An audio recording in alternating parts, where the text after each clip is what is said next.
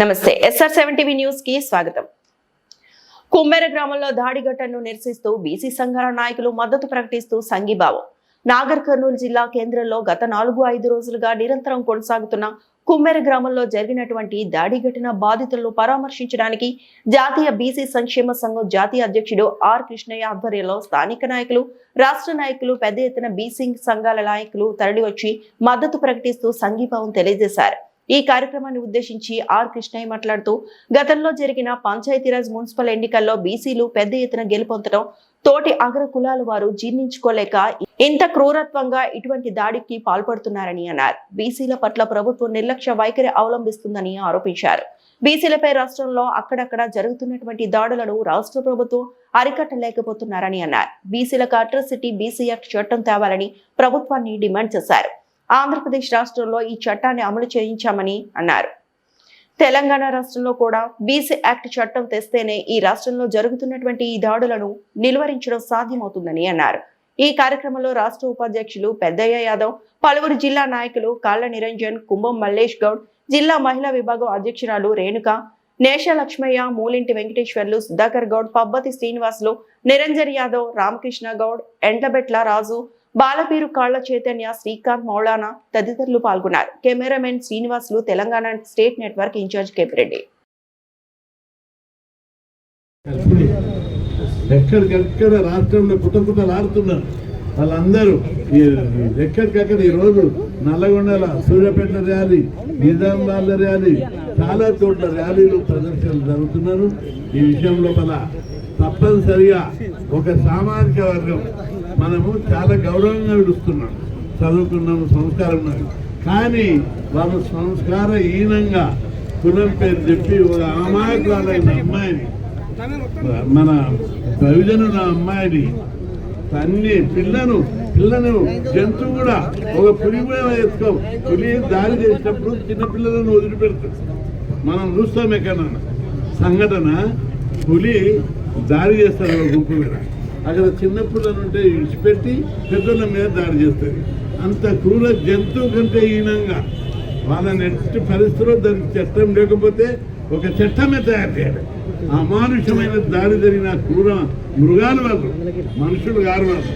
వాళ్ళ మీద చట్టపరమైనటువంటి చర్యలు తీవ్రంగా తీసుకోవాలి.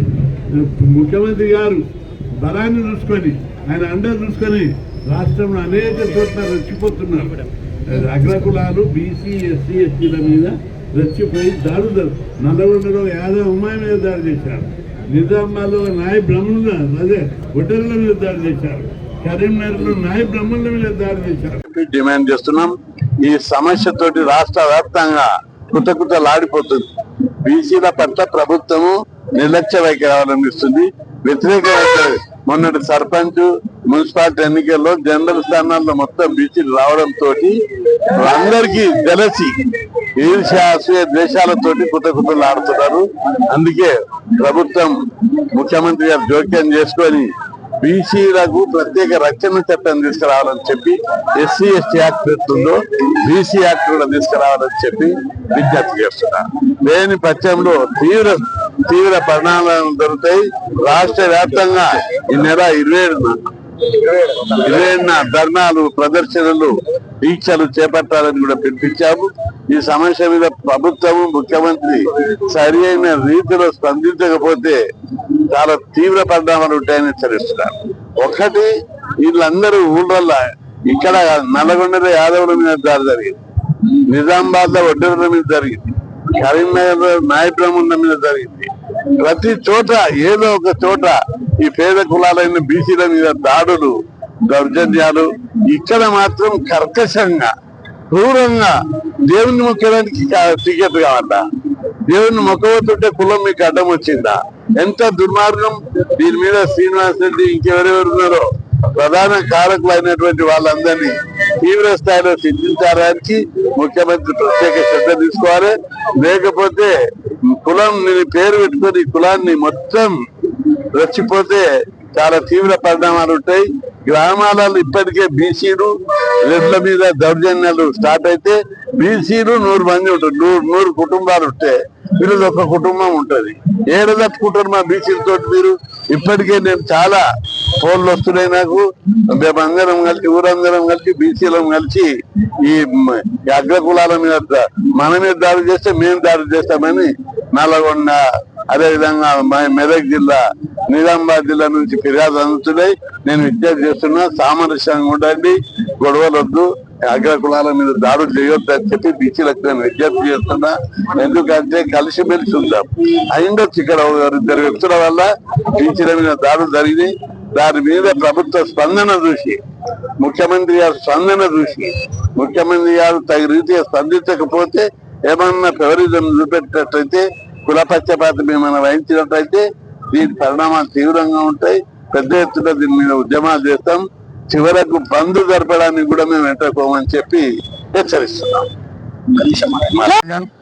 జాతీయ బీచ్ సంక్షేమ సంఘం ఉమ్మడి పాలమూరు జిల్లా అధ్యక్షుడు.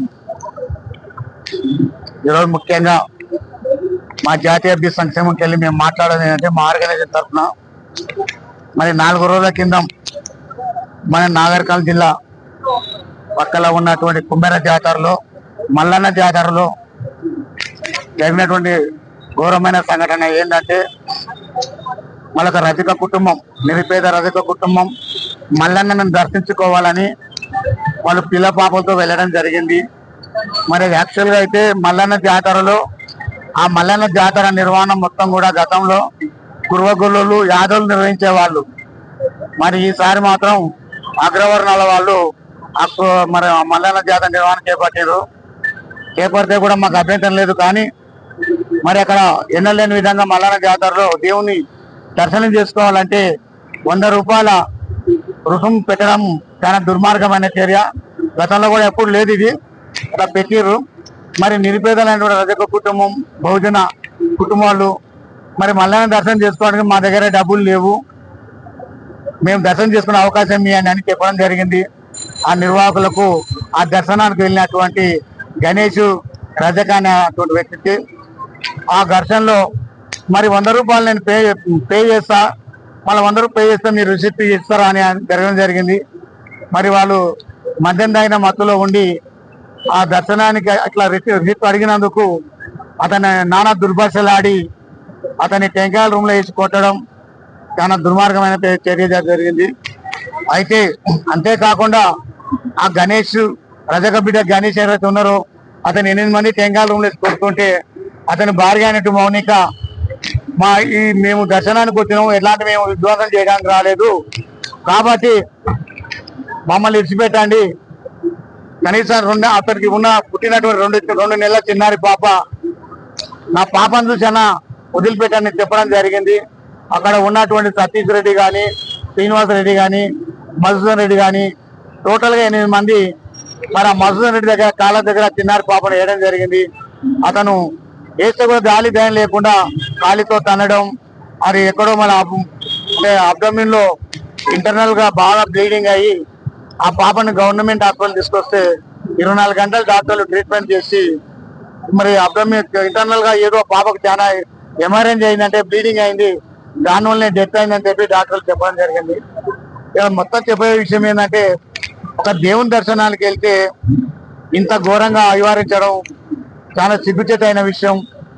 దీంట్లో సూత్రధారులు, పాత్రధారులు ఎవరైనప్పటికీ కూడా ఈ సంఘటనకు బాధ్యులైనటువంటి ఆ శ్రీనివాస్ రెడ్డి కానీ, సతీష్ రెడ్డి కానీ, మధుసూదన్ రెడ్డి కానీ, తుకారాం రెడ్డి కానీ వీళ్ళందరి పైన మరి 304 సెక్షన్ అమలు చేసి, అటెంప్ట్ మర్డర్ కేసు కూడా అమలు చేసి ప్రభుత్వం ఎట్లాంటి దేశజాలకోకుండా ఉక్కు పాదంతో ఇట్లాంటి ఉగ్రవాద చర్యలు చేపట్టేటువంటి వీళ్లకు కఠినంగా శిక్షించాలని కూడా మా నేషనల్ బీసీ వెల్ఫేర్కి వెళ్ళి డిమాండ్ చేస్తాం. మిత్రులారా, మొన్న కుమ్మేర గ్రామంలో జరిగిన కుల దురహంకార హత్యాకాండ, ఒక బంగారు భవిష్యత్తున్న ఒక 2 నెలల పసికందు, ఆమె ముఖ్యమంత్రి ఏమో ఎవరికి తెలుసు.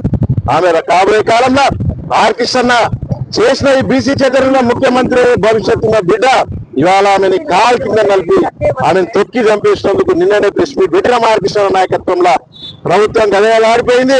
ఇవాళ 50 వెహికల్ కాన్వాయ్ తోటి ఆర్కిష్ణ నాయకత్వంలో 500 మంది తోటి రావడం జరిగింది. ఆర్కర్లు ఇక్కడ వీళ్ళకి మద్దతుగా, కుటుంబానికి మద్దతుగా ఆర్కిష్ణ నాయకత్వం ఇక్కడికి వస్తున్నాము.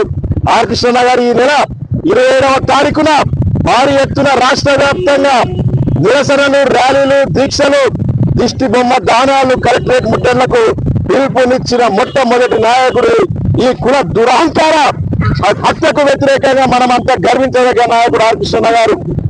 2 సంవత్సరాల నుండి ఆర్ కృష్ణ చెప్తూనే ఉండి రాష్ట్ర ప్రభుత్వానికి, ముఖ్యమంత్రి గారికి చెప్తూనే ఉండి కామారెడ్డి డిక్లరేషన్ అమలు చేయి, బీసీల కోసం కామారెడ్డి.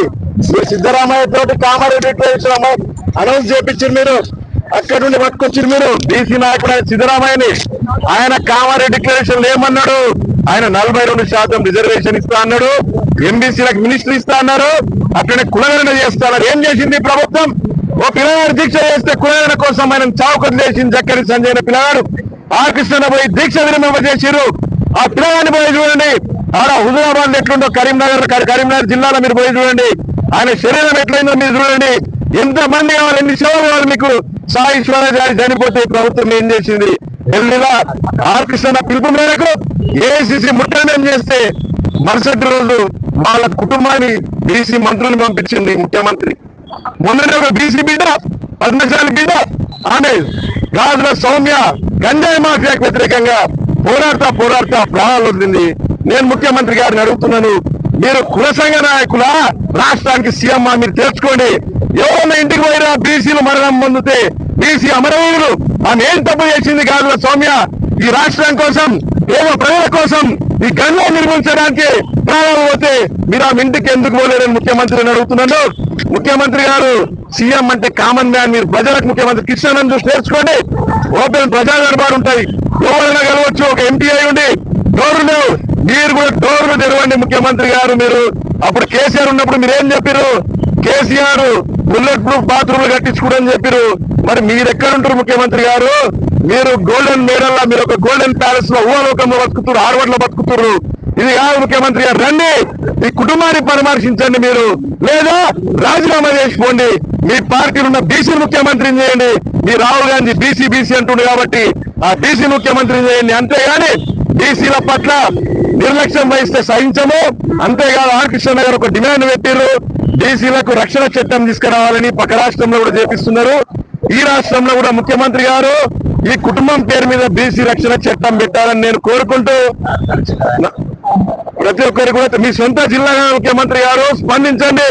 లేకుంటే ఇదే చౌరాస్తాలో మేము భారీ బహిరంగ సభ పెట్టి కృష్ణ నేతృత్వంలో చూపిస్తాం. ఉద్యమ అభివందనాలు. Thank you.